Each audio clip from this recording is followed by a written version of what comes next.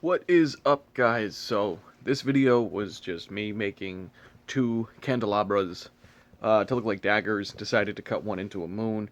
The other one I really wanted to make into a sun, but had some complications trying to get it to look nice, and in the end I just decided to leave it as a washer and then just drop in a gem.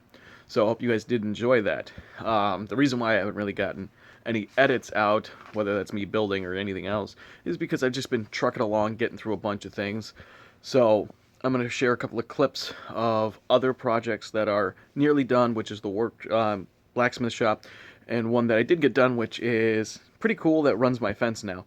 So check these out.